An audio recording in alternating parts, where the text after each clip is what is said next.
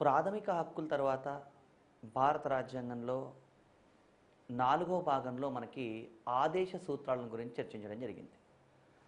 భారత రాజ్యాంగంలో 4వ భాగంలో ఆర్టికల్ 36 నుంచి 51 వరకు ఉన్న నిబంధనలు ఆదేశ సూత్రాల గురించి తెలియజేస్తాయి. అసలు ఆదేశ సూత్రము అంటే ఏంటి, ఇది మొదలు తెలియాలి మనకి. ఇక్కడ ప్రాథమిక హక్కులు అనే అంశం మాట్లాడుకున్నప్పుడు హక్కు అంటే రాజ్యం ప్రజలకు కల్పించిన అవకాశం అన్నాం. అదేవిధంగా ఈ ఆదేశ సూత్రాలు అంటే ఏంటో కూడా తెలుసుకోవాలి. ఆదేశ సూత్రాలు అంటే రాజ్యాంగం ప్రభుత్వాలకు ఇచ్చే మార్గదర్శకాలు అని చెప్పొచ్చండి. రాజ్యాంగం ప్రభుత్వాలకు ఇచ్చే మార్గదర్శకాలు. అసలు రాజ్యాంగం ప్రభుత్వాలకు మార్గదర్శకాలు ఇవ్వడం ఎందుకు, అసలు మార్గదర్శకాలు అంటే ఏంటి, ఎందుకు ఇవ్వాలి, ఇది కూడా తెలుసుకోవాలి. ఇప్పుడు గమనించండి, సమాజంలో భిన్నమైనటువంటి రాజకీయ పార్టీలు ఎన్నికల్లో పోటీ చేస్తాయి. అలా భిన్నమైన రాజకీయ పార్టీలన్నీ ఎన్నికల్లో పోటీ చేసిన తర్వాత ఎవరో ఒకరు, ఒక రాజకీయ పార్టీ కానీ ఒక కూటమి కానీ అధికారంలోకి వస్తుంది. అలా అధికారంలోకి వచ్చినటువంటి పార్టీకి ప్రజల్ని ఎలా పాలించాలో, వాళ్ళ మేలు కోసం ఎలాంటి చర్యలు చేపట్టాలో పూర్తిగా తెలియచ్చు, తెలియకపోవచ్చు. కొన్ని సందర్భాల్లో ఒక రాజకీయ పార్టీ ప్రజా సంక్షేమం కోసం ఎంతో చేయాలని అనుకోవచ్చు, కానీ అది ఎలా చేయాలో వాళ్ళకి అర్థం కాకపోయి ఉండొచ్చు, లేదా తెలియకపోయి ఉండొచ్చు. ఇలాంటివన్నీ అనేక రకాలైనటువంటి అంశాలు ఉంటాయి. కాబట్టి ప్రజా సంక్షేమం కోసం అంటే ఇక్కడ అధికారంలోకి వచ్చిన పార్టీ ప్రజా సంక్షేమం కోసం ఏం చేయాలి అని చెబుతూ కొన్ని గైడ్ లైన్స్ ఇవ్వడం జరిగిందండి. వాటిని మనం ఆదేశ సూత్రాలు అంటున్నాం. ఈ ఆదేశ సూత్రాలు మనం ఎక్కడి నుంచి తీసుకున్నాం అంటే, ఆదేశ సూత్రాల్ని మనం ఐర్లాండ్ రాజ్యాంగం నుంచి గ్రహించడం జరిగిందండి. ఐర్లాండ్ ఫస్ట్ చాప్టర్లో రాజ్యాంగ లక్షణాలు అన్న అంశం మాట్లాడినప్పుడు ఏ దేశం నుంచి ఏం గ్రహించాం అన్నప్పుడు ఐర్లాండ్ నుంచి ఆదేశ సూత్రాలు అని ఒక జాబితా మనం అక్కడ గమనించడం జరిగింది. ఈ ఐర్లాండ్ నుంచి ఆదేశ సూత్రాలు తీసుకున్నాం. ఐర్లాండ్ ఎక్కడి నుంచి తీసుకుంది ఈ ఆదేశ సూత్రాలని అంటే, ఐర్లాండ్ స్పెయిన్ దేశం నుంచి తీసుకుంది. స్పెయిన్ ఎక్కడి నుంచి తీసుకుంది అంటే, స్పెయిన్ రోమ్ దేశం నుంచి గ్రహించడం జరిగింది ఈ ఆదేశ సూత్రాలు. ఐర్లాండ్ స్పెయిన్ నుంచి, స్పెయిన్ రోమ్ నుంచి. అంటే మనం ఇట్లా కూడా గమనించవచ్చు, రోమ్ నుంచి స్పెయిన్, స్పెయిన్ నుంచి ఐర్లాండ్, అట్లా ఐర్లాండ్ నుంచి ఇండియా మనం తీసుకున్నాం ఆదేశ సూత్రాల్ని. భారత రాజ్యాంగంలో 4వ భాగంలో ఉన్నాయనుకున్నాం. ఈ ఆదేశ సూత్రాలు మనకి రాజ్యాంగంలో అయితే ఆదేశ సూత్రాల గురించి ఎలాంటి విభజన లేదు, కానీ ఈ ఆదేశ సూత్రాల్ని ఎంపీ శర్మ, మహాదేవ్ ప్రసాద్ శర్మ అనే వ్యక్తి ఆదేశ సూత్రాల్ని 3 రకాలుగా విభజించడం జరిగిందండి. ఏంటి ఆ 3 రకాల ఆదేశ సూత్రాలను ఎలా విభజించడం జరిగింది అంటే, అవి 1 సామ్యవాద నియమాలు, సోషలిస్టిక్ ప్రిన్సిపల్స్. 2 గాంధేయవాద నియమాలు, గాంధీయన్ ప్రిన్సిపల్స్. 3 ఉదారవాద నియమాలు. సామ్యవాద నియమాలు, గాంధేయవాద నియమాలు, ఉదారవాద నియమాలు అని ఎవరు విభజించారు అంటే ఎంపీ శర్మ అనే వ్యక్తి విభజించడం జరిగిందండి. రాజ్యాంగంలో అయితే ఇలాంటి విభజన లేదని మనం గమనించాలి. ఈ ఎంపీ శర్మ, మహాదేవ్ ప్రసాద్ శర్మ అనే వ్యక్తి ఇండియాలో ఫస్ట్ పబ్లిక్ అడ్మినిస్ట్రేషన్ ప్రొఫెసర్. ఈయన నాగ్పూర్ యూనివర్సిటీలో ఆయన విధంగా డివైడ్ చేయడం జరిగింది. సామ్యవాద నియమాలు అంటే ఏంటి అంటే, సామ్యవాద నియమాలు అంటే పేద ధనిక వర్గాల మధ్య వ్యత్యాసాలు తగ్గించడం కోసం రాజ్యాంగంలో పొందుపరచబడ్డ అంశాలన్నీ కూడా సామ్యవాద నియమాలు అని అర్థం చేసుకోవాలి. మరి గాంధేయవాద నియమాలు అంటే ఏంటి అంటే, మహాత్మా గాంధీ కలలుగన్న సమాజాన్ని స్థాపించడం కోసం రాజ్యాంగంలో పొందుపరచబడ్డవేమో గాంధేయవాద నియమాలు. అంటే మహాత్మా గాంధీ ఐడియాలజీని బేస్ చేసుకొని మహాత్మా గాంధీ కలలుగన్న సమాజాన్ని స్థాపించడం కోసం రాజ్యాంగంలో పొందుపరచబడ్డవే గాంధేయవాద నియమాలు. ఉదారవాద మేధోవాద నియమాలు అంటే ఏంటి అంటే, స్వేచ్ఛాయుత శాంతియుత సమాజాన్ని స్థాపించడం కోసం రాజ్యాంగంలో పొందుపరచబడ్డ నియమాలు ఉదారవాద మేధోవాద నియమాలు. ఈ ఎంపీ శర్మ చేసినటువంటి విభజననే జైన్, దీక్షిత్ అనే మేధావులు కూడా సమర్థించడం జరిగింది. జైన్, దీక్షిత్ అనే మేధావులు కూడా సమర్థించడం జరిగింది. ఈ ఆదేశ సూత్రాలని అంబేద్కర్ ఏమన్నాడు అంటే, 1935 భారత ప్రభుత్వ చట్టంలో ఉన్నటువంటి ఇన్స్ట్రుమెంట్స్ ఆఫ్ ఇన్స్ట్రక్షన్స్తో పోల్చడం జరిగిందండి. అంటే అవి కూడా ఆదేశ సూత్రాలనే అర్థం ఇండైరెక్ట్గా. అయితే ఇక్కడ గమనించాల్సిన విషయం ఏంటంటే ఆదేశ సూత్రాలు న్యాయసమ్మతమైనవి కావు. ఆదేశ సూత్రాలు న్యాయసమ్మతమైనవి కావు అంటే అర్థం ఏంటంటే మనం 36 నుంచి 51 వరకు ఉన్న నిబంధనల్లో ఏవైతే విషయాలు మాట్లాడుకుంటామో వాటిలో ఏదైనా ఒక అంశానికి భంగం కలిగితే, అంటే అది సరిగా అమలు కాకపోతే మనం కోర్టుకు వెళ్ళి ఎందుకు దీన్ని అమలు చేయట్లేదు అని ప్రశ్నించే అధికారం మనకు లేదు. ఎందుకంటే ఇవి ఒక గైడ్ లైన్స్ లాంటివి మాత్రమే అని అర్థం చేసుకోవాలి. ఆదేశ సూత్రాలు ప్రభుత్వం యొక్క వనరుల వెసులుబాటును బట్టి మాత్రమే అమలు చేయబడతాయని గమనించాలండి. వనరుల వెసులుబాటు అంటే ఏంటవి? ఏం వనరులు అంటే ఇవి మనకి 3M అని చెప్తారండి. 3M అని చెప్తారు. ఏంటి ఆ 3M అంటే? ఒకటేమో నెంబర్ 1 మెన్, మానవ వనరులు. రెండవది మెటీరియల్, వస్తు వనరులు. మనీ, డబ్బు.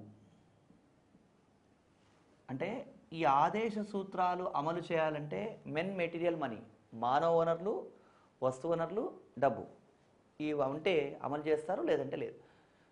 ఇది ప్రభుత్వం యొక్క కన్వీనియన్స్. ఎందుకంటే ఫర్ ఎగ్జాంపుల్ ఆదేశ సూత్రాల్లో మనకి ఆర్టికల్ 41లో పని హక్కు అని ఉందండి. పని హక్కు అంటే ఏంటి? ప్రతి ఒక్కళ్ళకి పని కల్పించాలని దీని అర్థం. మరి పని హక్కు ఉంది కాబట్టి దేశంలో ప్రతి వ్యక్తికి పని కల్పిస్తున్నామా అంటే అందరికీ కల్పించాల్సిన అవసరం ఉన్నప్పటికీ కూడా ప్రభుత్వం తన వెసులుబాటు, తనకు ఫెసిలిటీ ఉంటే కల్పిస్తుంది, లేదంటే లేదు. ఈరోజు మనం గమనించినట్టయితే గ్రామీణ ప్రాంతాల్లో మహాత్మా గాంధీ జాతీయ గ్రామీణ ఉపాధి హామీ పథకం అనే ఒక పథకం ద్వారా గ్రామీణ ప్రాంతాల్లో ఉన్న వాళ్ళకి పని కల్పిస్తున్నారు. మరి పట్టణ ప్రాంతాల్లో ఉన్న వాళ్ళకి అలాంటిది ఏదైనా ఉందా అంటే అలాంటి పథకం ప్రస్తుతం ఏమీ లేదు. ప్రస్తుతం గవర్నమెంట్లు దాని గురించి ఆలోచిస్తూ ఉన్నాయి. అంటే ఇప్పుడు ఫర్ ఎగ్జాంపుల్ ప్రభుత్వం ఈ మహాత్మా గాంధీ జాతీయ గ్రామీణ ఉపాధి హామీ పథకం అనే పథకాన్ని ఎత్తివేసింది అనుకోండి. అంటే ప్రభుత్వం ఇక మేము అమలు చేయలేము, మా దగ్గర డబ్బులు లేవని నిలిపివేస్తే మనం కోర్టుకు వెళ్ళి ఎందుకు మీరు ఈ పథకాన్ని నిలిపివేశారు, దీన్ని ఖచ్చితంగా అమలు చేయండి అని అడిగి మనం ఆ ప్రభుత్వాన్ని కొనసాగించుకునే హక్కు మనకు లేదు. అది ఎందుకంటే ప్రభుత్వం దగ్గర వనరులు ఉంటే అమలు చేస్తారు, లేదంటే లేదు. అందుకే ముందు జాగ్రత్తగా దీంట్లో ఆదేశ సూత్రాలు న్యాయసమ్మతమైనవి కావు అని పొందుపరచడం జరిగింది. మనం ఇంతవరకు మాట్లాడుకున్నటువంటి టాపిక్స్లో ప్రవేశిక న్యాయసమ్మతమైనది కాదు, ప్రాథమిక హక్కులు న్యాయసమ్మతమైనవి. అంటే ఇంతకుముందు మాట్లాడుకున్న ప్రాథమిక హక్కుల్లో ఏదైనా ఒక హక్కుకు భంగం కలిగితే మనం కోర్టుకెళ్ళి రక్షణ పొందవచ్చు. కానీ ఆదేశ సూత్రాలు న్యాయసమ్మతమైనవి కావు అంటే వీటిలో ఉన్న అంశాలకి భంగం కలిగితే మనం న్యాయస్థానాలకు వెళ్ళి రక్షించుకోలేము అని గమనించాలి. ఇంకొక విషయం ఏంటంటే ఆదేశ సూత్రాలు గురించి సామ్యవాద, గాంధేయవాద, ఉదారవాద నియమాలని ఎంపీ శర్మ డివైడ్ చేయడం జరిగింది. అయితే ఒకే అంశము ఒక సందర్భంలో సామ్యవాద నియమము కావచ్చు, మరొక సందర్భంలో గాంధేయవాద నియమము కావచ్చు. అంటే అభ్యర్థులు ఈ టాపిక్ చదువుకునేటప్పుడు కానీ దీని గురించి మాట్లాడుకునేటప్పుడు ఒక ఆర్టికల్ సామ్యవాదలో వచ్చింది మళ్ళీ అది గాంధేయవాదలో ఎందుకు వచ్చింది అని కన్ఫ్యూజ్ అవ్వకూడదు. ఎందుకంటే ఒకే సందర్భంలో ఒక ఆర్టికల్ 2 చోట్ల రావచ్చు. అంటే ఒక వ్యక్తి ఉన్నాడు అనుకోండి, క్లాస్ రూమ్లో ఉన్నప్పుడు అతను ఒక విద్యార్థిగా ఉంటాడు, అదే సినిమా థియేటర్కి వెళ్తే అక్కడ ఒక ప్రేక్షకుడిగా ఉంటాడు. మరి నువ్వు స్టూడెంటు కదా, ఇప్పుడు నువ్వు సినిమా ఎందుకు చూస్తున్నావు అంటే క్లాస్ రూమ్లో ఉన్నప్పుడు స్టూడెంటు, సినిమా థియేటర్లో ఉన్నప్పుడు అతను ఒక ప్రేక్షకుడు. అలాగే ఒకే వ్యక్తికి భిన్నమైనటువంటి సందర్భాల్లో భిన్నమైన రూపాలు ఎలా ఉంటాయో ఈ ఆదేశ సూత్రాలు కూడా అలాగే ఒకసారి అది ఒకే ఆర్టికల్ సామ్యవాద నియమము, గాంధేయవాద నియమము అలా కూడా అవడానికి అవకాశం ఉంది. ఇది మనం గమనించాలి. ఇక ఈ ఆదేశ సూత్రాల్లో ఉన్నటువంటి అంశాలన్నీ కూడా ఒక్కొక్క అంశం గురించి మనం డీటెయిల్డ్గా తెలుసుకోవాలి. ఆదేశ సూత్రాల గురించి ఆర్టికల్ 36 నుంచి 51 వరకు ఉన్న నిబంధనలు అనుకున్నాం. ఆర్టికల్ 36 ఏం చెప్తోంది ఆదేశ సూత్రాల్లో అంటే రాజ్యం నిర్వచనం. రాజ్యం నిర్వచనం, డెఫినేషన్ ఆఫ్ ద స్టేట్. ఇక్కడ రాజ్యం నిర్వచనం అన్న అంశం మనకి ఆర్టికల్ 12లో కూడా వస్తుంది.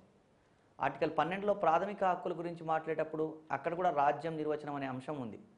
మరి అక్కడ రాజ్యం నిర్వచనం అనే అంశం ఉంది, ఇక్కడ రాజ్యం నిర్వచనం అనే అంశం ఉంది. 2 సార్లు ఎందుకు రాజ్యం నిర్వచనం చెప్పడం అంటే ఒక వ్యక్తి రాజ్యాంగంలో ఉన్న ప్రతి అంశము తెలుసుకోవాల్సిన అవసరం ఒక వ్యక్తికి ఉండకపోవచ్చు. ఇప్పుడు ఆదేశ సూత్రాల గురించి తెలుసుకోవాలనుకున్నప్పుడు అతను ఆదేశ సూత్రాలను అర్థం చేసుకోవాలంటే రాజ్య నిర్వచనం తెలిసి ఉండాలి. కాబట్టి మళ్ళీ సపరేట్గా ఆర్టికల్ 36లో రాజ్యం నిర్వచనం అనే అంశం మళ్ళీ ఇవ్వడం జరిగింది.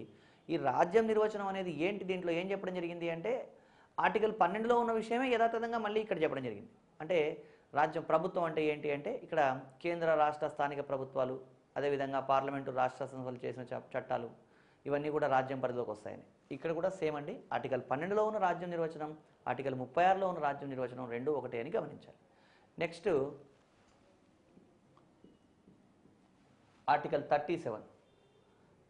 ఆర్టికల్ 37 ఏం చెప్తుంది అంటే ఆదేశ సూత్రాలు న్యాయసమ్మతమైనవి కావు. Directive principles of state policy are non justiciable. ఆదేశ సూత్రాలు న్యాయసమ్మతమైనవి కావు అని చెప్పడం జరిగిందండి. అంటే రాజ్యాంగబద్ధంగా చెప్తే మళ్ళీ దానికి ఒక స్పష్టత ఉంటుందనే ఉద్దేశంతో ఈ విధంగా చెప్పడం జరిగింది. ఇక ఈ అంశాల నుంచి ఇక మనం ఒక్కొక్క ఆర్టికల్లో ఒక్కొక్క విషయం గురించి మాట్లాడుకోవడం జరిగింది. ఒక్కొక్కటి గమనించాలి. ఆర్టికల్ 38 ఏం చెప్తుంది అంటే ఆదేశ సూత్రాల లక్ష్యం సామ్యవాద సమాజ స్థాపన. ఆదేశ సూత్రాల లక్ష్యం సామ్యవాద సమాజ స్థాపన అంటే ఏంటి అంటే ఆదేశ సూత్రాలు సామ్యవాద సమాజాన్ని స్థాపించడం కోసం ఉద్దేశించబడ్డవి అని చెప్తున్నట్టండి. ఆర్టికల్ 39 ఏం చెప్తుంది అంటే రాజ్యం ప్రజా సంక్షేమాన్ని సామాజిక క్రమాన్ని కాపాడాలి, లేదా సామాజిక క్రమాన్ని ప్రజా సంక్షేమాన్ని కాపాడాలి. సామాజిక క్రమాన్ని ప్రజా సంక్షేమాన్ని కాపాడాలి అంటే ఏంటి, అసలు సామాజిక క్రమం అంటే ఏంటి అంటే సమాజంలో ఉన్నటువంటి భిన్న వర్గాల మధ్య విపరీతమైనటువంటి వ్యత్యాసాలు ఉండకూడదండి. ఆర్థిక వ్యత్యాసాలు కానీ ఇతర వ్యత్యాసాలు కానీ ఉండకూడదు.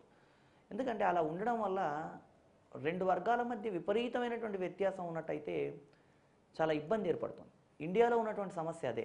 ఇక్కడ చూడండి, ఇప్పుడు హైదరాబాద్ లాంటి మెట్రో సిటీస్లో ఒక ధనిక కుటుంబానికి చెందిన వ్యక్తి, ఒక కుటుంబం అంటే ఒక భార్యాభర్త ఇద్దరు పిల్లలు ఒకరోజు ఒక డిన్నర్కు పెట్టే ఖర్చుతోటి ఒక కూలీ చేసుకునే కుటుంబం దాదాపుగా 3 నెలలు బతుకుతుందట.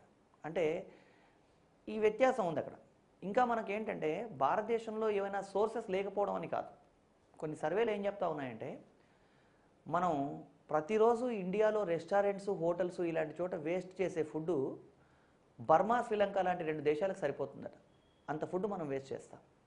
కానీ భారతదేశంలో ఉన్నటువంటి 126 కోట్ల మందిలో రోజులో 30 కోట్ల మంది ఒకే పూట భోజనం చేస్తూ ఉన్నారు.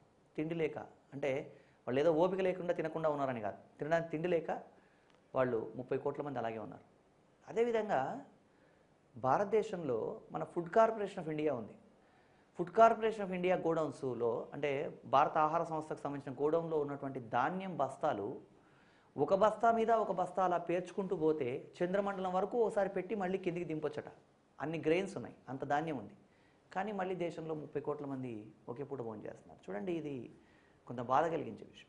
లేకపోవడం వేరు, ఉండి అందకపోవడం వేరండి. సో కాబట్టి సమాజంలో ఉండే భిన్న వర్గాల మధ్య విపరీతమైన వ్యత్యాసాలు ఉండకూడదు. విపరీతమైన వ్యత్యాసాలు ఉంటే కూడా ఏమవుతుంది అంటే ఆ వర్గం మరొక వర్గం మీద ద్వేషం పెంచుకునే అవకాశం ఉంటుంది. కాబట్టి అలా లేకుండా చూడాల్సిన బాధ్యత ఎవరిది? రాజ్యాన్ని. ఇప్పుడు కింది స్థాయి అవినీతికి కారణం కొన్ని సందర్భాల్లో వేతనం సరిపోకపోవడం కూడా కావచ్చు. అంటే ఈ మధ్యకాలంలో మళ్ళీ రకరకాల కారణాల వల్ల ప్రభుత్వాలు కొంచెం ఇనిషియేషన్ తీసుకోవడం వల్ల వేతనాలు కూడా కొంత పెంచి ప్రభుత్వ ఉద్యోగులకు కూడా అవకాశం కల్పించడం జరిగింది. ఇక్కడ ఒక కింది స్థాయి ఉద్యోగికి నియమాల ప్రకారం అతి తక్కువ వేతనం లభించినప్పుడు వాడి కనీస అవసరాలు తీరినప్పుడు కరప్షన్లోకి వెళ్ళడానికి కూడా అవకాశం ఉంటుంది. సో ఇవన్నీ ఎలిమినేట్ చేయాలి. అంటే ఇలాంటి సమస్యలన్నింటినీ పరిష్కరించడం కోసమే రాజ్యం ఏం చేయాలి అంటే సామాజిక క్రమాన్ని, ప్రజా సంక్షేమాన్ని పెంపొందించాలని చెప్పేసి ఆర్టికల్ 38లో చెప్పడం జరిగిందండి. ఇక్కడ ఆర్టికల్ 38 ఇక్కడ 38 ఏమో ఆదాయ సూత్రాల లక్ష్యం సామ్యవాద సమాజ స్థాపన అన్నాం. 39లో సామాజిక క్రమాన్ని, ప్రజా సంక్షేమాన్ని కాపాడాలని కూడా చెప్పడం జరిగింది. దీంట్లో మళ్ళీ అనేక ఉపనిబంధనలు కూడా ఉన్నాయి. అవి కూడా ఒకసారి మనం గమనించాలి.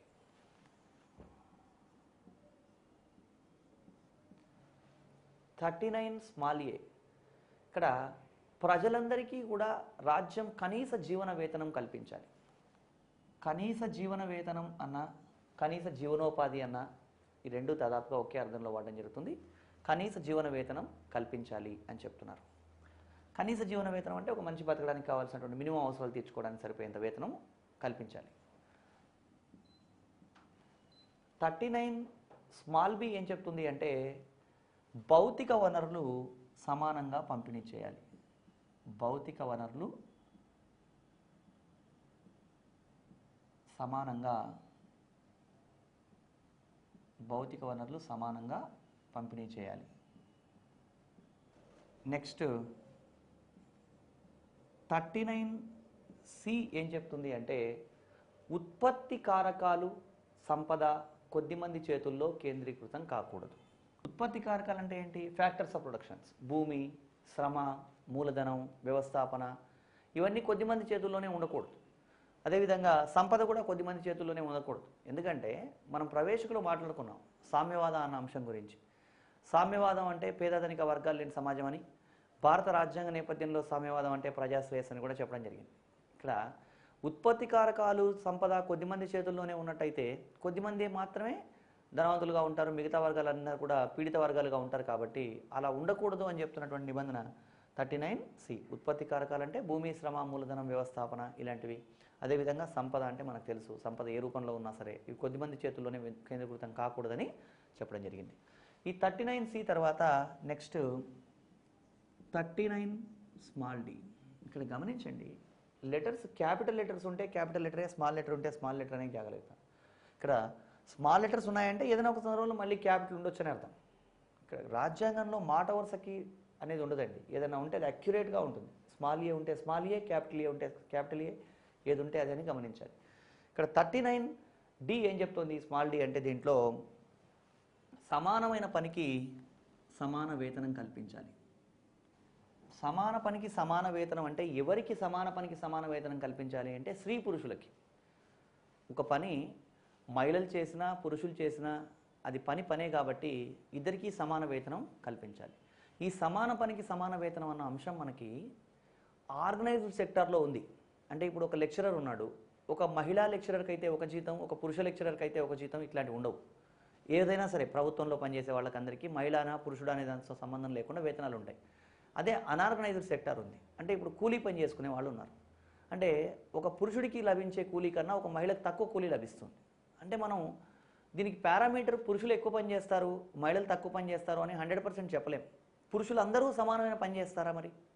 అంటే ఒక 10 మంది పురుషులను తీసుకుంటే అందరూ ఒక మెజర్మెంట్ ప్రకారమే పని చేస్తారా అంటే అలా కూడా చెప్పలేం. కాబట్టి ఇక్కడ సమానమైన పనికి సమాన వేతనం కల్పించాలి అని చెప్తున్న నిబంధన 39D. ఇవి అత్యంత ముఖ్యమైనటువంటి అంశాలు. దేనికి సంబంధించి అంటే ఆర్టికల్ 39లో అంతర్భాగంగా ఇవి అత్యంత ముఖ్యమైనటువంటి అంశాలు అని మనం గమనించాలి. దీంట్లో మళ్ళీ 39 సిరీస్లో 39A కూడా ఉంది. 39A ఏం చెప్తోంది అంటే పేదలకు ఉచిత న్యాయ సహాయం అందించాలి. ఇవి ముఖ్యమైనవండి. గ్రూప్ 2 నేపథ్యంలో లేదా ఒక ఆబ్జెక్టివ్ టైప్ ఎగ్జామినేషన్కి సంబంధించి వీటి మీద మనం గతంలో ప్రశ్నలు అడగడం జరిగింది. కాబట్టి ఇవన్నీ కూడా ఆర్టికల్ 39లో ఉన్న అంశాలని గమనించాలి. నెక్స్ట్ రాజ్యాంగంలో ఉన్నటువంటి ఆర్టికల్ 40 అండి. మొత్తం ఆదేశ సూత్రాల్లో అంటే 36 నుంచి 51 వరకు ఉన్న నిబంధనలు అన్నింట్లోనూ ఇంపార్టెంట్ ఆర్టికల్ ఏంటి అంటే ఆర్టికల్ 40.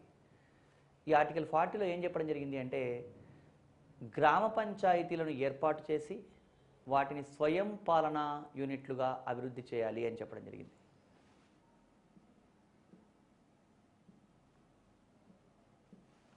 గ్రామ పంచాయతీలను ఏర్పాటు చేయాలి మరియు వాటిని స్వయం పాలనా యూనిట్గా అభివృద్ధి చేయాలి అని చెప్పి ఇది మహాత్మా గాంధీ ఐడియాలజీ అండి. ఇక్కడ నేను చెప్పేప్పుడు మీకు అన్ని ఒకే వరుస క్రమంలో చెప్పడం జరుగుతుంది. కొన్ని దీంట్లో సామ్యవాద, గాంధేయవాద, ఉదారవాద నియమాలు అవుతాయి. ఎగ్జామ్లో ఇది ఏది కింది వానిలో ఏది గాంధేయవాద నియమం, ఏది ఉదారవాద నియమం అని గతంలో ఎప్పుడూ అడగలేదు. కాబట్టి మొత్తం మనం గమనించాలి. ఇక్కడ ఆర్టికల్ 40 ఏం చెప్తుందంటే గ్రామ పంచాయతీలను ఏర్పాటు చేసి వాటిని స్వయం పాలనా యూనిట్లుగా అభివృద్ధి చేయాలి అని చెప్తున్నారు. అంటే ప్రతి గ్రామ పంచాయతీ ఏర్పాటు చేయాలి. ఇవన్నీ కూడా మళ్ళీ మనకి ఈ టాపిక్ సంబంధించి దీంట్లో ఇంకా కూలంకుషంగా ఒక వివరణ మనకి 3వ చాప్టర్లో ఉన్నటువంటి స్థానిక ప్రభుత్వాలు అనే చాప్టర్లో వస్తుంది. అక్కడ మనం డీటెయిల్గా ఈ విషయం గురించి చర్చిస్తాం. ఇక్కడ మాత్రం గ్రామ పంచాయతీలను ఏర్పాటు చేసి వాటిని స్వయం పాలనా యూనిట్లుగా అభివృద్ధి చేయాలన్న అంశం మాత్రం గమనించాలి. Next article 41. ఆర్టికల్ 41 ఏం చెప్తుంది అంటే పని హక్కు కల్పించాలి. పని హక్కు.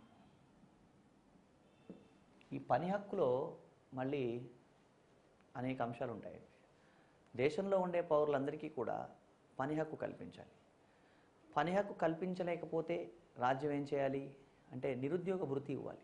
అంటే ఒక వ్యక్తి ఎవరన్నా సరే ఒక క్వాలిఫికేషన్ కలిగిన వ్యక్తి ఒక పని చేయడానికి సిద్ధంగా ఉన్నప్పుడు ఆ పని అతనికి లభించకపోతే నిరుద్యోగ భృతి కూడా ఇవ్వాలి. చాలామంది ఏమనుకుంటారంటే ఒక వ్యక్తి నిరుద్యోగి అంటే చదువుకొని ఉద్యోగం లేకపోతే అతను నిరుద్యోగి అనుకుంటారు. నిరుద్యోగి అంటే చదువుకున్నవాడు మాత్రమే నిరుద్యోగి అని కాదండి. ఇక్కడ ఒక పని చేయడానికి సిద్ధంగా ఉండి అతనికి పని లభించకపోతే వాడు నిరుద్యోగి. చదువుకొని వాడు కూడా ఉద్యోగం లభించలేదంటే నిరుద్యోగి అవ్వచ్చు. కాబట్టి ఇక్కడ ప్రతి ఒక్కరికి ఏం చేయాలి రాజ్యం అంటే పని హక్కు కల్పించాలి. ఒకవేళ పని హక్కు ఇవ్వలేకపోతే నిరుద్యోగ భృతి ఇవ్వాలి. కేరళ, తమిళనాడు లాంటి రాష్ట్రాల్లో నిరుద్యోగ భృతి కూడా ఇస్తారు. అంటే వాళ్ళకి నెలకు ఒక 1000 రూపాయలు ఆర్థిక సహాయం, ఉద్యోగం చదువుకుని ఉద్యోగం లేకుండా ఉన్న వాళ్ళకి ఒక 1000 రూపాయలు నెల వాళ్ళకి ఏదో చిన్న అవసరాలన్నా ఉంటాయనే ఉద్దేశంతో ఇస్తారు. అట్లా జీవితాంతం ఇస్తారని కాదు. వాళ్ళకి ఏం చేస్తుంది ప్రభుత్వం అంటే ఒక పని చూయించే వరకు అట్లా ఇస్తారు. ఆ పని చేయడానికి ఆ వ్యక్తులు సిద్ధంగా ఉంటే వాళ్ళు ఆ పనిలో జాయిన్ అవ్వచ్చు. ఒకవేళ వాళ్ళు సిద్ధంగా లేరు అని అనుకుంటే మళ్ళీ వాళ్ళ నిరుద్యోగ భృతిని నిలిపివేయడం జరుగుతుంది. సో ఈ విధంగా నిరుద్యోగ భృతి ఇవ్వచ్చు. అంటే పని హక్కు కల్పించాలి, కల్పించలేని పరిస్థితుల్లో నిరుద్యోగ భృతి ఇవ్వాలి. కానీ దేశంలో ఉండే ప్రతి వ్యక్తి పని చేయడానికి సిద్ధంగా ఉంటాడని మనం చెప్పలేం. అంటే ఫర్ ఎగ్జాంపుల్ వృద్ధులు ఉంటారు, లేదా వికలాంగులు ఉంటారు. ఇలాంటి వ్యక్తులు పని చేయలేకపోవచ్చు. వృద్ధులకి వృద్ధాప్య పెన్షన్లు ఇవ్వాలి రాజ్యం. వృద్ధాప్య పెన్షన్ ఇచ్చి వాళ్ళకి మినిమం అవసరాలు సంతృప్తిపరచుకునేందుకు అవకాశం కల్పించాలి. అదేవిధంగా వికలాంగులు అనే పదం ఈ మధ్యలో మనం వాడట్లేదండి. వికలాంగులు అనే పదాన్ని ప్రత్యేక అవసరాలు కలిగిన వ్యక్తులు అని మార్చడం జరిగింది. గమనించాలి ఈ విషయం. ఇటువంటివన్నీ కూడా మనకి ఆర్టికల్ 41లో పని హక్కు రూపంలో ఉన్నాయి. ఈరోజు ఈ పని హక్కును అమలు చేయడం కోసమే మనం మహాత్మా గాంధీ జాతీయ గ్రామీణ ఉపాధి హామీ పథకం అనేటువంటి పథకం గ్రామీణ స్థాయిలో పని హక్కును సంతృప్తిపరుస్తోంది. ఇది ఆర్టికల్ 41 పని హక్కుకు సంబంధించినటువంటి అంశం. నెక్స్ట్ ఆర్టికల్ 42 ఏం చెప్తుంది అంటే శ్రామికుల ఆరోగ్యాన్ని కాపాడాలి. అదేవిధంగా మహిళలకు ఉచిత ప్రసూతి సౌకర్యాలు కల్పించాలి. ప్రతి ఆర్టికల్లో అనేక అంశాలు ఉంటాయి. అత్యంత ముఖ్యమైన విషయాన్ని మాత్రమే మనం ఫోకస్గా తెలుసుకోవాల్సి ఉంటుంది. మహిళలకు ఉచిత ప్రసూతి సౌకర్యాలు కల్పించాలి. Free maternity relief. ఈ ఉచిత ప్రసూతి సౌకర్యాలు కల్పించడం అనేది అవసరం అండి రాజ్యం. ఎందుకంటే ప్రసవ సమయంలో మహిళలు ఇబ్బంది పడకుండా ఉండాలి. కాబట్టి ఒక కనీస అవసరంగా రాజ్యం ఈ అవకాశాలు కల్పించాలి. దీనికి సంబంధించి మనకి అనేక రకాల చట్టాలు ఉన్నాయి. 1961లో చేసినటువంటి మాతృత్వ ప్రయోజనాల చట్టం, మ్యాటర్నిటీ రిలీఫ్ యాక్ట్ ప్రకారం ఒక మహిళకి గవర్నమెంట్ హాస్పిటల్లో కనుక డెలివరీ అయినట్టయితే ఆ రోజు అవసరాల కోసం ప్రభుత్వం ఒక 1000 రూపాయలు చెల్లించడం జరుగుతుంది. అదేవిధంగా మనకి గవర్నమెంట్ సర్వీస్లో ఉన్నటువంటి మహిళలకి, అంటే స్టేట్ సర్వీస్లో ఉన్న మహిళలు అయితే వాళ్ళ మొత్తం సర్వీస్ పీరియడ్లో 2 సార్లు వాళ్ళకి మ్యాటర్నిటీ లీవ్ కూడా ఇస్తున్నారు. 6 నెలలు 2 సార్లు ఈ మ్యాటర్నిటీ లీవ్ ఇస్తారు. ఈ మ్యాటర్నిటీ లీవ్ అనేది వేతనంతో కూడిన సెలవు. అదేవిధంగా 2005లో ఏర్పాటు చేసినటువంటి వీరప్ప మొయిలీ కమిషన్ ఏం చెప్పింది అంటే రెండవ పాలనా సంస్కరణ సంఘం అంటాం దీన్ని. రెండవ పాలనా సంస్కరణ సంఘం అన్న వీరప్ప మొయిలీ కమిటీ అన్న ఒకటే. ఈ Veerappa Moily committee maternity leave అనేది 6 నెలల నుంచి 2 సంవత్సరాలకు పెంచాలని చెప్పడం జరిగింది. 6 నెలల నుంచి 2 సంవత్సరాలకు మ్యాటర్నిటీ లీవ్ పెంచడం అనేది సమంజసమేనా? మరి వేతనంతో కూడితే వాళ్ళకి 2 సంవత్సరాలు లీవ్ ఇవ్వడం సమంజసం అంటే కొన్ని సందర్భాల్లో అంత అవసరం లేదన్నట్టుగా ప్రజలకు అనిపించవచ్చు. కానీ ఇక్కడ ఏమవుతుంది అంటే ఒకవేళ కనుక ప్రాపర్ పేరెంటింగ్ లేకపోతే, సరైనటువంటి పేరెంటింగ్ లేదనుకోండి, అలాంటప్పుడు కలాం కావాల్సిన వ్యక్తి ఒకడు కసబ్ అయ్యే అవకాశం ఉంది. అంటే ప్రాపర్ పేరెంటింగ్ లేకపోతే పిల్లలు సంఘ విద్రోహ శక్తులుగా కూడా మారే అవకాశం ఉంది. కాబట్టి అలాంటి సూచనలు చేయడం జరిగిందని మనం గమనించాలి. ఎందుకంటే ఏదైనా ఒక కమిటీ ఒక సూచన చేసినప్పుడు వాళ్ళకు ఒక హేతుబద్ధత, వాళ్ళకు ఒక కారణం ఉండి ఉంటుంది. ఇండియాలో చాలా విషయాలు మనం అర్థం చేసుకోవాల్సిన విషయం ఏంటంటే పేరెంటింగ్ అనేది ఒక సబ్జెక్ట్ కాదు. అంటే పిల్లల్ని ఎలా పెంచాలి ఇలాంటి విషయాలు ఎక్కడా కూడా మనకి ఒక సబ్జెక్ట్ రూపంలో ఉండవు. కానీ చాలామందికి ఏంటంటే ఈ విషయం తెలియకుండానే వాళ్ళే పేరెంట్స్ అయిపోతూ ఉన్నారు. కానీ ఈ ప్రాపర్ పేరెంటింగ్ లేకపోవడం వల్ల తర్వాతి రోజుల్లో వచ్చే వ్యక్తులు సమాజంలోకి వాళ్ళే కదా, ఈరోజు పిల్లలుగా ఉన్న వాళ్ళు రేపు సమాజంలో భావి పౌరులుగా మారిన తర్వాత వాళ్ళు బాధ్యతాయుతమైన పౌరులుగా ఉండలేకపోతున్నారు. ఇంకోటి ఏంటంటే ఈ పేరెంటింగ్ అనేటువంటిది విషయం కూడా ఒక సిస్టమేటిక్ పేరెంటింగ్ అనేది ఉండాలండి. దానివల్ల సమాజం బాగుపడుతుంది, పిల్లలు కూడా బాగుపడతారు. ఇక్కడ ఇప్పుడు చూడండి, ఒక 2-2.5 సంవత్సరాల పిల్లోడు కనుక అల్లరి చేస్తూ ఉన్నప్పుడు ఏమంటారంటే నువ్వు ఎక్కువ అల్లరి చేస్తే నేను స్కూల్కి పంపిస్తామంటారు పేరెంట్స్. అలా 100 సార్లు అని అంటారు. వాడికి 3 సంవత్సరాలు వచ్చేవారు. ఒకరోజు మళ్ళీ వాడికి బ్యాగ్ వేసి స్కూల్కి తీసుకెళ్దామంటారు. ఈరోజు స్కూల్కి వెళ్దాంపా అంటే వాడు ఏడుస్తాడు. ఎందుకంటే 100 సార్లు వాడిని భయపెట్టాం మనమే, నువ్వు అల్లరి చేస్తే స్కూల్కి పంపిస్తాం, అల్లరి చేస్తే స్కూల్కి పంపిస్తామని. ఇప్పుడు మళ్ళీ పొమ్మంటే ఎలా వెళ్తాడు? అంటే ప్రాపర్ పేరెంటింగ్ లేకపోవడం. సో ఇవన్నీ కూడా చాలా గుర్తించదగ్గ విషయాలు. మరి మనకి రాజ్యాంగం ప్రకారం వీటి గురించి ఎక్కువ మాట్లాడే అవకాశం లేదు. కానీ జస్ట్ ఇక్కడ ఆర్టికల్ 42 మహిళలకు ఉచిత ప్రసూతి సౌకర్యాలు కల్పించాలి అని మాత్రం తెలియజేయడం జరుగుతుంది. నెక్స్ట్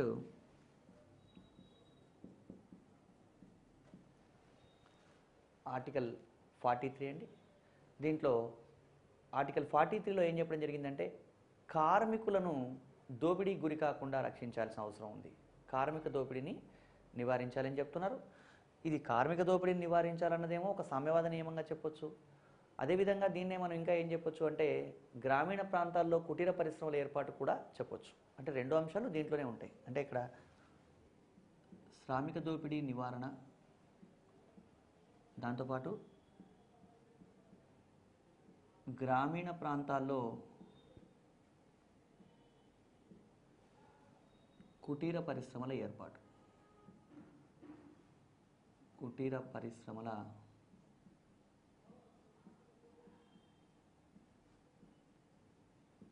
ఏర్పాటు, ఇది ఆర్టికల్ 43 అంటే.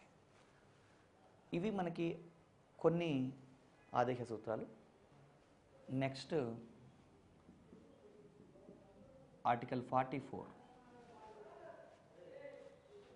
ఆర్టికల్ 44లో మనకి common civil code. Common civil code అన్న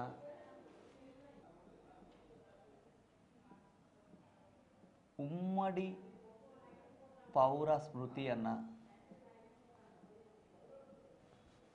అదేవిధంగా యూనిఫామ్ సివిల్ కోడ్ అన్న,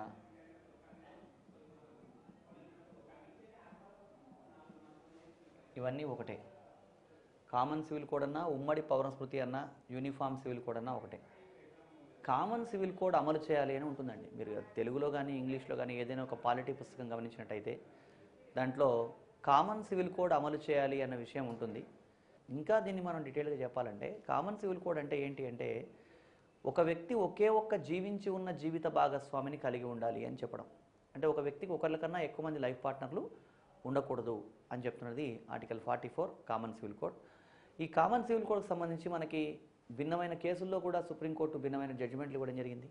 దాంట్లో ప్రధానమైనటువంటి కేసులు Shah Bano case, Sarla Mudgal case, John Vallamattom case,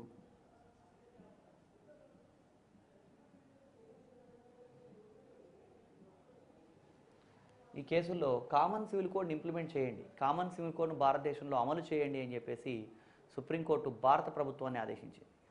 అంటే కామన్ సివిల్ కోడ్ ఈరోజు దేశంలో అమలు అవుతోందా, అన్ని వర్గాల వాళ్ళకి ఈ నియమం వర్తిస్తోందా అంటే కామన్ సివిల్ కోడ్ ఇప్పుడు ముస్లిం మతం వాళ్ళని తీసుకున్నట్టయితే వాళ్ళు ఒకటి కంటే ఎక్కువ మంది వివాహాలు చేసుకోవడం అనేది వాళ్ళకున్నటువంటి నియమాల ప్రకారం అది సమంజసమే అని భావించడం జరుగుతుంది. కానీ ఆర్టికల్ 14 ప్రకారం చట్టం ముందు అందరూ సమానమే కదా, భారతదేశంలో ఉన్న పౌరులందరూ సమానమే కదా, మరి వాళ్ళకి ఎందుకు మినహాయింపు ఇవ్వడం జరిగింది అని అంటే ఇక్కడ గమనించాల్సింది ఏమంటే కొన్ని ఇస్లామిక్ దేశాల్లో కూడా ఈ అంశం లేదు, కానీ భారతదేశంలో ఈ అంశంలో మినహాయింపు లభించింది వాళ్ళకి. అంటే దీనివల్ల ఏం నష్టం జరుగుతోంది అంటే దీనివల్ల ఎవరు ఎక్కువ ఇబ్బంది పడుతున్నారు అంటే ముస్లిం కమ్యూనిటీలో ఉన్నటువంటి మహిళలు ఎక్కువ ఇబ్బంది పడే అవకాశం ఉంది. ఎందుకంటే ఒక వ్యక్తి ఒకటి కన్నా ఎక్కువ వివాహాలు చేసుకున్నప్పుడు అతనికి భార్యలుగా ఉన్న వాళ్ళు ఎవరు కూడా అందరూ కూడా ఇన్సెక్యూర్గానే ఉండొచ్చు. అంటే ఎవరు కూడా పూర్తి స్థాయి సెక్యూరిటీ ఉండదు వాళ్ళకి. అదేవిధంగా ఒకవేళ కనుక వాళ్ళు వదిలేసినట్టయితే వాళ్ళు కనుక డిపెండెంట్స్ అయితే వాళ్ళ పిల్లలు ఇబ్బంది పడే అవకాశం ఉంది. కాబట్టి ఈ కామన్ సివిల్ కోడ్ను దేశవ్యాప్తంగా అమలు చేయాలని చెప్పి సుప్రీంకోర్టే భారత ప్రభుత్వాన్ని అనేక సందర్భాల్లో ఆదేశించడం జరిగింది. కానీ అనేక రకాలైనటువంటి రాజకీయ కారణాల వల్ల ఇవి పూర్తి స్థాయిలో అమలు కావట్లేదు. అయితే కామన్ సివిల్ కోడ్ అమలవుతున్న ఏకైక ప్రాంతం ఏది ఇండియాలో అంటే గోవా అని గుర్తుంచుకోవాలి. గోవాలో కామన్ సివిల్ కోడ్ అమలవుతోంది అని గమనించాలి. ఇది కామన్ సివిల్ కోడ్. మరి ముస్లిం కమ్యూనిటీలో ఎందుకు ఉన్నది కామన్ సివిల్ కోడ్ అంటే అప్పుడు చారిత్రకంగా ఉన్న కారణాలు వేరండి. ఎందుకంటే క్రూసేడ్స్ మత యుద్ధాలు జరిగినప్పుడు ఏం జరిగేదంటే యుద్ధ భూమిలో ఎక్కువ మంది మరణించేది పురుషులే కాబట్టి ఎక్కువ మంది పురుషులు చనిపోవడం వల్ల మహిళా జనాభా పెరిగి పురుష జనాభా తగ్గింది. ఆ సందర్భంలో మరి యుద్ధం చేయాలంటే యుద్ధ అవసరాలు ఉన్నాయి, మహిళా జనాభా బాగా పెరిగిపోతుంది, పురుష జనాభా తగ్గిపోతుంది. అప్పుడున్నటువంటి సోషల్ కండిషన్స్లో వాళ్ళు అప్పుడు బహుభార్యత్వాన్ని ప్రోత్సహించారు తప్ప ఇప్పుడు ఆధునిక సమాజానికి సమంజసం కాదు. కానీ చాలా సివిలైజ్డ్ సొసైటీలో చాలామంది ముస్లింలు కూడా ఈరోజు బహుభార్యత్వాన్ని కొనసాగించట్లేదు. ఇది వాస్తవం అయినప్పటికీ దీనివల్ల కొంతమంది అయినా నష్టపోయే అవకాశం ఉంది. కాబట్టి ఈ కామన్ సివిల్ కోడ్ను దేశవ్యాప్తంగా అమలు చేయాలని చెప్పేసి సుప్రీంకోర్టు భారత ప్రభుత్వాన్ని ఆదేశించింది. ఇది article 44 common civil code. Next article 45 గురించి తెలుసుకోవాలి. ఇది చాలా ఇంపార్టెంట్ అండి. ఈ 45 గురించి ఇప్పుడు ప్రస్తుతం ఉన్న రాజ్యాంగంలో ఆర్టికల్ 45లో ఏమని ఉంది అంటే 6 సంవత్సరాల లోపు పిల్లలకు విద్య మరియు పౌష్టికాహారం అందించడం రాజ్యం బాధ్యత.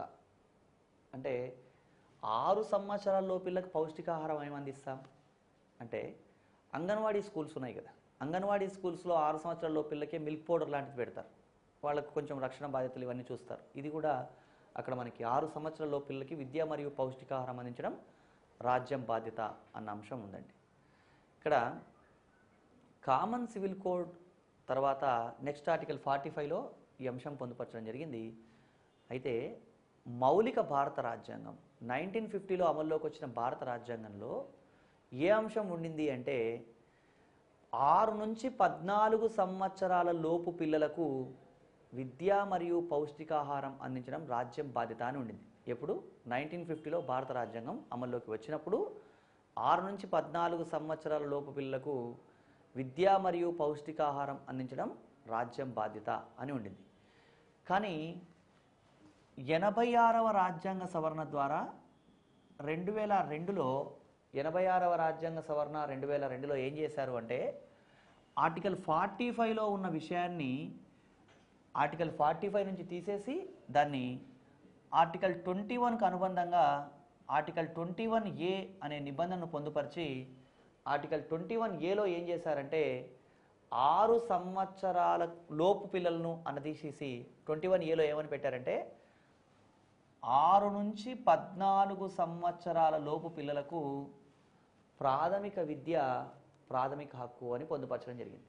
ఇక్కడ జాగ్రత్తగా అర్థం చేసుకోవాలండి.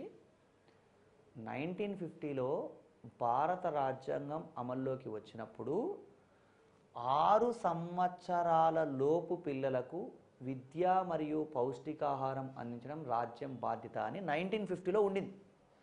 1950లో ఆర్టికల్ 45లో ఉన్న విషయాన్ని ఏం చేశారు అంటే 86వ రాజ్యాంగ సవరణ 86వ రాజ్యాంగ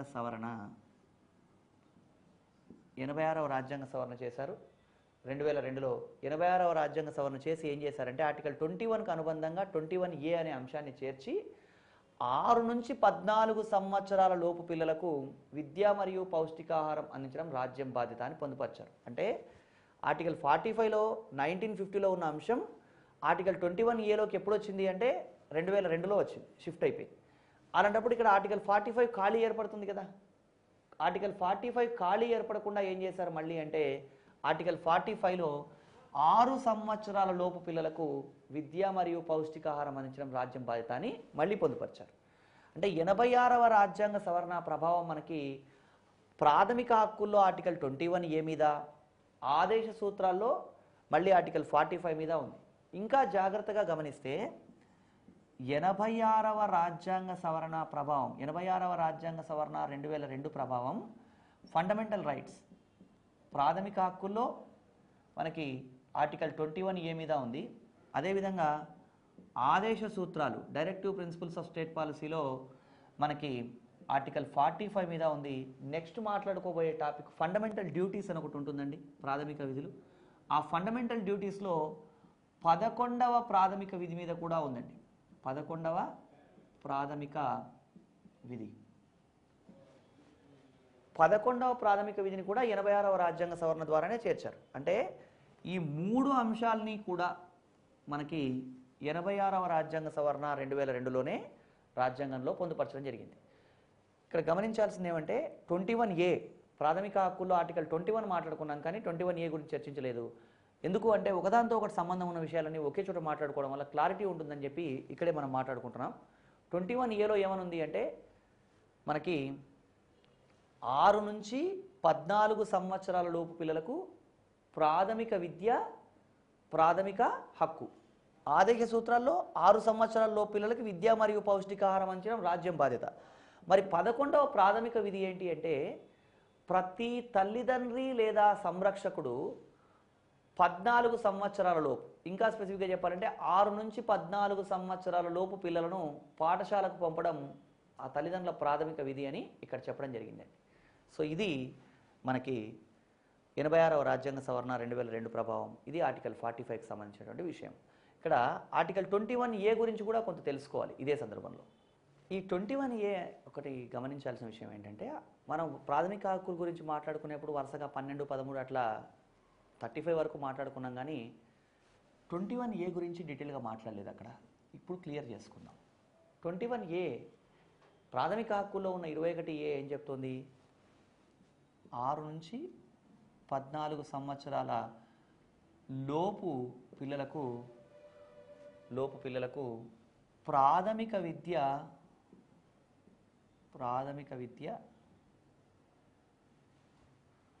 ప్రాథమిక హక్కు అని చెప్పడం జరిగింది. ఇక్కడ ఉచిత నిర్బంధ విద్య అంటారు దీన్ని. ప్రాథమిక విద్య ప్రాథమిక హక్కు. ఎందుకు ఇలా అంటే, ఒక రీజన్ ఏమో 86వ రాజ్యాంగ సవరణ 2002. ఈ 86వ రాజ్యాంగ సవరణ 2002 అనే అంశం ఆర్టికల్ 21Aకి సంబంధించి ఎప్పటి నుంచి అమల్లోకి వచ్చింది అంటే 2010 ఏప్రిల్ 1వ తారీఖు నుంచి విద్యా హక్కు చట్టం అమల్లోకి వచ్చిందండి. విద్యా హక్కు చట్టం అంటే ఆర్టీఐ కాదండి, ఇది రైట్ టు ఇన్ఫర్మేషన్ కాదు, రైట్ టు ఎడ్యుకేషన్. విద్యా హక్కు చట్టం మనకి 2010 ఏప్రిల్ 1 నుంచి అమల్లోకి వచ్చింది. మొన్న 2015 ఏప్రిల్ 1 నాటికి 5 సంవత్సరాలు పూర్తవడం జరిగింది. ఏది? ఈ విద్యా హక్కు చట్టం అమల్లోకి వచ్చి. దీనికి సంబంధించి కొన్ని కేసులు కూడా ఉన్నాయి మనకి. ఏంటి అంటే 1992లో మోహిని జైన్ కేసు లేదా Mohini Jain versus Karnataka case. Mohini Jain case లేదా మోహిని జైన్ వర్సెస్ కర్ణాటక కేసులో ఏం చెప్పడం జరిగింది అంటే, ఉన్నత విద్య కూడా ప్రాథమిక హక్కే.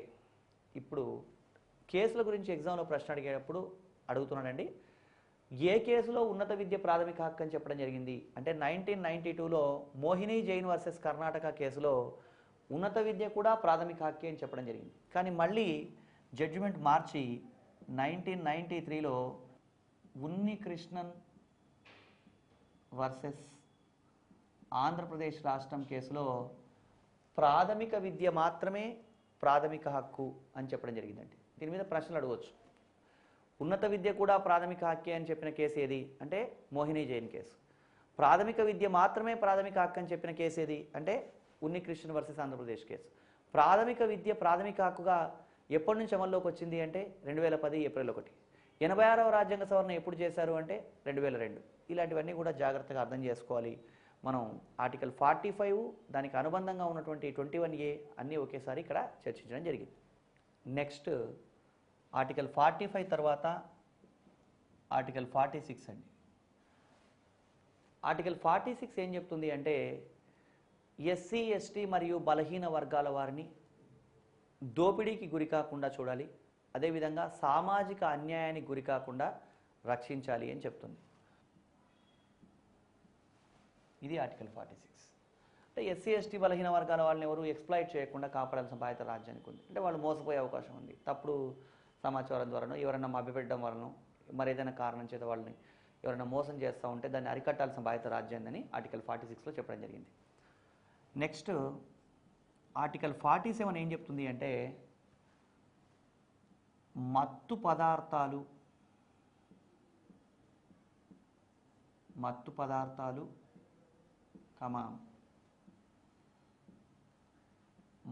పానీయాలు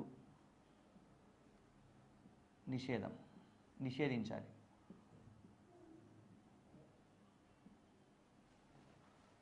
మత్తు పదార్థాలు మత్తు పానీయాలు నిషేధించాలి అని చెప్తున్న నిబంధన ఆర్టికల్ 47 అండి. అంటే మత్తు పదార్థాలు మత్తు పానీయాల వల్ల చాలా టైం వేస్ట్ అవుతుంది కాబట్టి, దాంతోపాటు ప్రజారోగ్యం దెబ్బతింటుంది కాబట్టి ఈ మత్తు పదార్థాలు మత్తు పానీయాలు నిషేధించాలి. ఈ మత్తు పదార్థాలు మత్తు పానీయాలు నిషేధించాలన్న అంశం మాత్రమే కాదు, ఆర్టికల్ 47లో ఏం చెప్పడం జరిగింది అంటే ప్రజా ఆరోగ్యాన్ని కాపాడాలన్న అంశం కూడా ఉంది. అంటే ప్రజారోగ్యాన్ని ఎలా కాపాడతాం? పౌష్టికాహార స్థాయిని పెంపొందించాలి, ప్రజారోగ్యాన్ని కాపాడాలని స్పెసిఫిక్గా చెప్పడం జరిగింది. అంటే మత్తు పదార్థాలు మత్తు పానీయాల వినియోగం వల్ల ప్రజారోగ్యం దెబ్బతింటుంది కాబట్టి వీటిని నిషేధించడం వల్ల ప్రజారోగ్యం కాపాడబడుతుంది అని ఆర్టికల్ 47లో ఉందండి. ఇక్కడ మత్తు పదార్థాలు మత్తు పానీయాలు నిషేధించబడ్డది ఎక్కడన్నా ఉందా భారతదేశంలో ఇప్పటిదాకా అంటే గుజరాత్ రాష్ట్రంలో నిషేధించడం జరిగిందండి. గుజరాత్ రాష్ట్రంలో మత్తు పదార్థాలు మత్తు పానీయాలు నిషేధించారు. అంటే దీన్ని మనం ఎలా అంటే వాలంటరీగా కూడా ప్రజలు మారచ్చు. ఇప్పుడు చూడండి, మహారాష్ట్రలో రాలేగాంవ్ సిద్ధి అనే ఒక గ్రామం ఉంది, అన్నా హజారే వాళ్ళ ఊరు. ఆ ఊరిలో ఎవరు మత్తు పదార్థాలు మత్తు పానీయాలు సేవించరు. దానికి చాలా టైం పట్టిండొచ్చు. అంటే అన్నా హజారే వల్ల మిగతా వాళ్ళ వల్ల వాళ్ళందరూ కూడా వాళ్ళకు వాళ్ళు స్వచ్ఛందంగా అక్కడ వాళ్ళందరూ మానివేయడం జరిగింది. ఇదంతా వ్యక్తుల యొక్క మానసిక సామర్థ్యం ఆధారంగా ఉంటుంది. ప్రభుత్వం కూడా దీనికి తగ్గ చర్యలు తీసుకున్నట్టయితే ప్రజా సంక్షేమం కొనసాగడానికి అవకాశం ఉంటుంది. కానీ ప్రభుత్వాలు ఏమనుకుంటాయంటే ఈరోజు సంక్షేమ పథకాలు చేయడానికి వస్తున్నటువంటి డబ్బంతా కూడా ఈ రూపంలో వస్తుందని. కానీ సంక్షేమ పథకం చేయడం వల్ల డబ్బు వస్తున్నప్పటికీ కూడా ఇప్పుడు చూడండి, ఒక వ్యక్తి ఒక రోజు కూలీగా పనిచేసి ఒక 400 500 సంపాదించుకున్నవాడు ఒక 100 రూపాయలు తాగడం కోసం ఖర్చు పెట్టడం వల్ల అతనికి ప్రయోజనం ఏమి ఉండదు. దీనివల్ల 1 రూపాయి కిలో ఇవ్వడం, బియ్యం ఇవ్వడం వల్ల కూడా పెద్ద ఉపయోగం ఉండదు. అలా కాకుండా అతను తాగే అలవాటు నుంచి అతన్ని దూరం చేయగలిగితే కొంత లాభం ఉంటుంది. సో ఏవైనప్పటికీ ప్రభుత్వానికి రకరకాలైనటువంటి బ్యారియర్స్ ఉంటాయి. అదేవిధంగా ప్రజలు స్వచ్ఛందంగా ఈ విషయాన్ని అర్థం చేసుకోవాలి. ఇదండి మత్తు పదార్థాలు మత్తు పానీయాలు నిషేధం ఆర్టికల్ 47. నెక్స్ట్ ఆర్టికల్ 48 ఏం చెప్తుంది అంటే గోవధ నిషేధం. గోవధ నిషేధం, ప్రొహిబిషన్ ఆఫ్ కౌ స్లాటరింగ్. గోవధ చేయకూడదండి, గోవధ నిషేధం.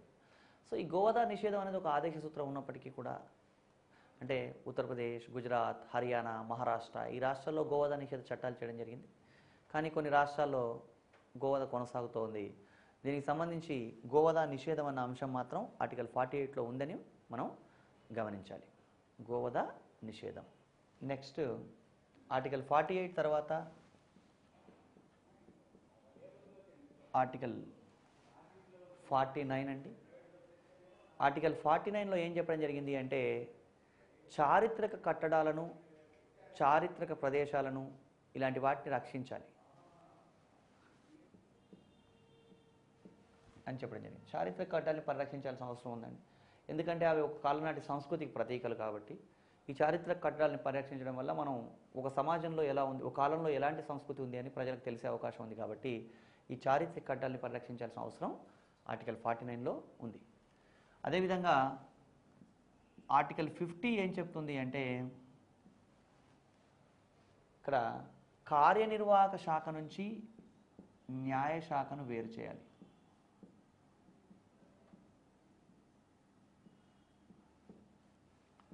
ఇది కార్యనిర్వాహక శాఖ నుంచి న్యాయశాఖను వేరు చేయడం జరిగింది. కాకపోతే ఆర్టికల్ 50 జమ్మూ కాశ్మీర్, నాగాల్యాండ్ ఈ 2 రాష్ట్రాల్లో కాకుండా మిగతా దేశవ్యాప్తంగా ఈ అమల్లోకి వచ్చిందండి నిబంధన. కార్యనిర్వాహక శాఖ నుంచి న్యాయశాఖను వేరు చేయాలి అని నిబంధన. నెక్స్ట్ ఆర్టికల్ 51 ఏం చెప్తుంది అంటే అంతర్జాతీయ శాంతిని పెంపొందించాలి. అంతర్జాతీయ శాంతిని పెంపొందించడం కోసమే మనం అనేక చర్యలు చేపట్టాము. ఈ అంతర్జాతీయ శాంతిని పెంపొందించడంలో భాగంగానే 1945వ సంవత్సరంలో యుఎన్ఓలో మనం సభ్యత్వం తీసుకున్నాం, ఐక్యరాజ్య సమితిలో సభ్యత్వం తీసుకున్నాం. అదేవిధంగా 1985లో సార్క్లో సభ్యత్వం తీసుకోవడం జరిగింది. అదేవిధంగా మనకి 2008లో అమెరికాతో అణు ఒప్పందం కుదుర్చుకోవడం, అణు ఒప్పందం. అదేవిధంగా ఇటీవలి కాలంలో ప్రధానమంత్రి విదేశాల్లో చేస్తున్నటువంటి విదేశీ పర్యటనలన్నీ కూడా అంతర్జాతీయ శాంతికి సంబంధించినవి అని మనం గమనించాలి. ఇది ఆర్టికల్ 36 నుంచి 50 వరకు అనుకున్న ఆదేశ సూత్రాలు. అయితే దీంట్లో ఇంకొక చిన్న అంశం కూడా మనం గమనించాలి. వీటిలో కొన్ని ఉపనిబంధనలు కూడా ఉన్నాయి, అవి కూడా ఒకసారి మనం గమనిద్దాం. ఈ ఉపనిబంధనల్లో గమనించాల్సిన విషయాలు ఏంటంటే ఫస్ట్ మనకి 39A. 39A ఏం చెప్తోంది అంటే ఉచిత న్యాయ సహాయం, ప్రజలకు ఉచిత న్యాయ సహాయం అందించాలి అని చెప్తోంది ఈ నిబంధన. ఉచిత న్యాయ సహాయం అందించాలి. నెక్స్ట్ 43A ఏం చెప్తుంది అంటే పారిశ్రామిక నిర్వహణలో కార్మిక భాగస్వామ్యం. పారిశ్రామిక నిర్వహణలో కార్మిక భాగస్వామ్యం అంటే శ్రామికులకు కూడా పారిశ్రామిక నిర్వహణలో భాగస్వామ్యం ఉండాలి అని చెప్తున్న నిబంధన 43A. అదేవిధంగా 48A ఏం చెప్తుంది అంటే పర్యావరణాన్ని పరిరక్షించాలి. పర్యావరణ పరిరక్షణ. ఇవి మనకు ఉపనిబంధనలు అంటే ఇంపార్టెంట్ ఉపనిబంధనలు 39A, 43A, తర్వాత 48A. ఇవన్నీ ఆదేశ సూత్రాలు. ఈ ఆదేశ సూత్రాల్లో ఇంకొక విషయం ఏంటంటే ఈ భిన్నమైనటువంటి ఆదేశ సూత్రాలని గురించి భిన్నమైనటువంటి మేధావులు వాళ్ళ అభిప్రాయాలను వ్యక్తం చేయడం జరిగింది. ఎవరు ఏమన్నారు అని కూడా ఎగ్జామ్లో అడగడానికి అవకాశం ఉంది కాబట్టి ఆ స్టేట్మెంట్స్ కూడా ఒకసారి మనం గమనించాలి. ఈ ఆదేశ సూత్రాలని గురించి భిన్నమైన మేధావులు వాళ్ళ అభిప్రాయాలను వ్యక్తం చేయడం జరిగిందండి. దాంట్లో ఎవరేమన్నారు అనేది కూడా మనం గమనిద్దాం. ఇక్కడ ఆదేశ సూత్రాల గురించి వ్యాఖ్యానిస్తూ ఒక వ్యక్తి ఎంసి చాంగ్లా అనే వ్యక్తి ఏమంటాడంటే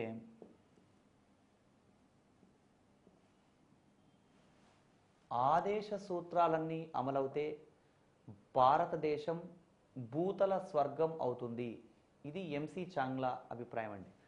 అంటే ఈ ఆదేశ సూత్రాలన్నీ అమలవుతే భారతదేశం ఎలా మారిపోతుంది అన్నాడు అంటే భూతల స్వర్గం అంటే భూమి మీదే ఒక స్వర్గం ఏర్పడుతుంది అని ఈయన అభిప్రాయం వ్యక్తం చేయడం జరిగింది.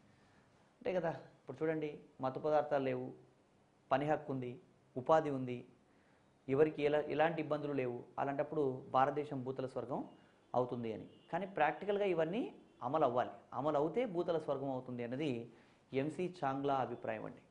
అదేవిధంగా నసీరుద్దీన్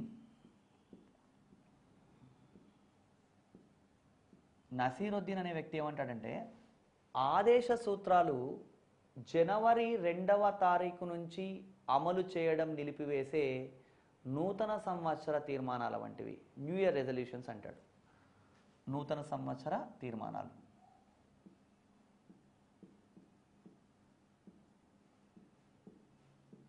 ఇక్కడ ఒక కీవర్డ్ గుర్తుంచుకుంటే సరిపోతుందండి.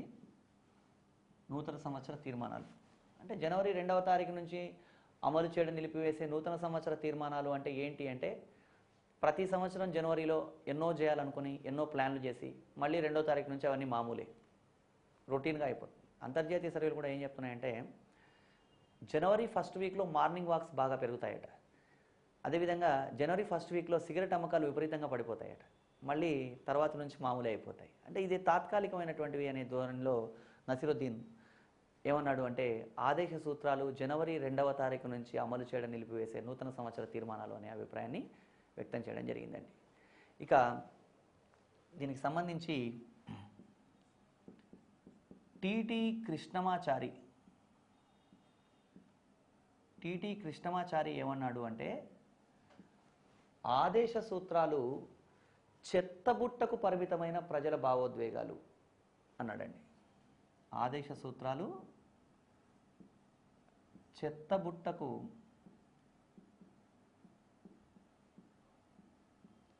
పరిమితమైన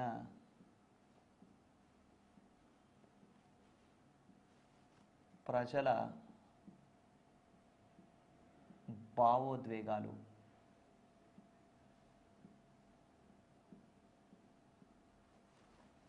ఈయన అభిప్రాయం చెత్తబుట్టకు పరిమితమైన ప్రజల భావోద్వేగాలను ఎందుకన్నాడంటే ఇవి కరెక్ట్ అయిన ప్లేస్లో లేవని బహుశా అయిన ఉద్దేశం అయి ఉంటుందండి.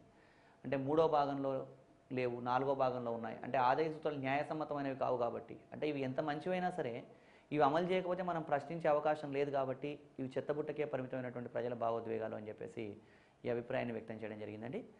ఇట్లా భిన్నమైనటువంటి వ్యక్తులు భిన్నమైనటువంటి అభిప్రాయాలను వ్యక్తం చేయడం జరిగింది. ఇక్కడ సంతానం అనే వ్యక్తి ఏమన్నాడంటే ఆదేశ సూత్రాలు రాజ్యాంగ వివాదాలకు కారణమవుతాయన్న అభిప్రాయాన్ని వ్యక్తం చేయడం జరిగింది. రాజ్యాంగ వివాదాలు తీసుకువస్తాయి లేదా రాజ్యాంగ వివాదాలకు కారణం అవుతాయన్న అభిప్రాయాన్ని సంతానం అనే వ్యక్తి వ్యక్తం చేయడం జరిగిందండి.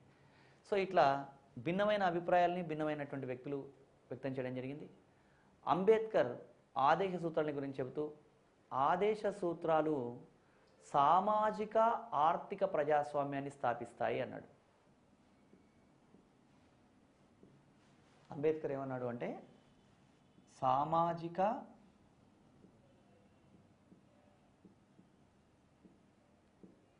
ఆర్థిక ప్రజాస్వామ్యాన్ని స్థాపిస్తాయి.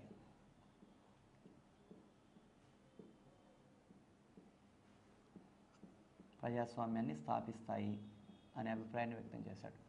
ఇక్కడ గమనించండి, ప్రాథమిక హక్కులేమో రాజకీయ ప్రజాస్వామ్యాన్ని స్థాపిస్తాయి, ఆదేశ సూత్రాలు సామాజిక ఆర్థిక ప్రజాస్వామ్యాన్ని స్థాపిస్తాయి అని చెప్పడం జరిగింది. ఇక్కడ కేటీ షా అనే వ్యక్తి ఆదేశ సూత్రాలు పోస్ట్ డేటెడ్ చెక్కుల వంటివి, అంటే ముందు తేదీ వేసిన చెక్కుల వంటివి అని చెప్పడం జరిగిందండి. పోస్ట్ డేటెడ్ చెక్కుల వల్ల పెద్దగా ఉపయోగం ఉండదు. అంటే ఈ రోజు అవసరం ఉంది అంటే ఎప్పుడు 2020కి ఒక పోస్ట్ డేటెడ్ చెక్ చేయడం వల్ల ఉపయోగం లేదు.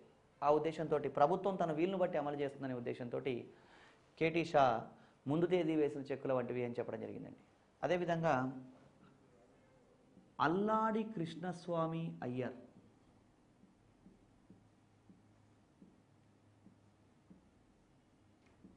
అల్లాడి కృష్ణస్వామి అయ్యర్ ఈయనేమన్నాడంటే ఆదేశ సూత్రాలని ఆదేశ సూత్రాన్ని గురించి వ్యాఖ్యానిస్తూ ఈ ఆదేశ సూత్రాలని ప్రజలకు బాధ్యత వహించే ఏ ప్రభుత్వం విస్మరించలేదు అని చెప్పడం జరిగిందండి. ప్రజలకు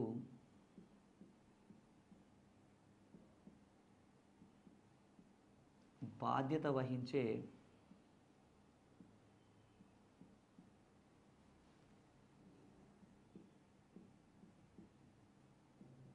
ఏ ప్రభుత్వం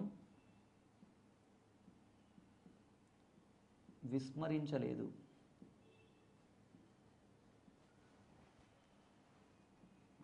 ప్రజలకు బాధ్యత వహించే ఏ ప్రభుత్వము ఈ ఆదేశ సూత్రాల్ని విస్మరించడానికి అంటే నెగ్లెక్ట్ చేయడానికి అవకాశం లేదని చెప్పడం. ఇక్కడ ప్రజా సంక్షేమంతో పాటు ప్రభుత్వాలు కూడా ఏ రాజకీయ పార్టీ అయినా అధికారంలోకి వచ్చిన తర్వాత మళ్ళీ అధికారంలోకి రావాలనుకుంటారు కాబట్టి అలా విస్మరించడానికి అవకాశం లేదు అని చెప్పేసి ఇలాంటి అభిప్రాయాలు వ్యక్తం చేయడం జరిగిందండి. అదేవిధంగా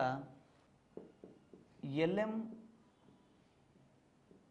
సింఘ్వి అనే వ్యక్తి ఏమన్నాడంటే ఆదేశ సూత్రాలు భారత రాజ్యాంగానికి ప్రాణం వంటివి అన్న అభిప్రాయం వ్యక్తం చేయడం జరిగింది. ప్రాణం వంటివి. ఇక్కడ అన్నింటి గురించి ఆదేశ సూత్రాల గురించి భిన్నమైన వ్యాఖ్యానాలు అండి. ఎవరేమన్నారు అని దీని మీద ఒక స్టేట్మెంట్ ఇచ్చి పలానా స్టేట్మెంట్ ఇచ్చి ఈ స్టేట్మెంట్ ఎవరన్నారు అని అడుగుతాడు. అంటే ఆదేశ సూత్రాలన్నీ అమలవుతే భారతదేశం భూతల స్వర్గం అవుతుంది అని వ్యాఖ్యానించిన వారు ఎవరు అని ప్రశ్న ఇవ్వచ్చు. అలాంటప్పుడు ఇవన్నీ మనం ఒకసారి చూసుకున్నట్టయితే గుర్తుంచుకున్నట్టయితే ఎవరు ఏ అభిప్రాయం వ్యక్తం చేశారు అనేది మనం గమనించవచ్చండి. ఇది ఓవరాల్గా ఆదేశ సూత్రాలు.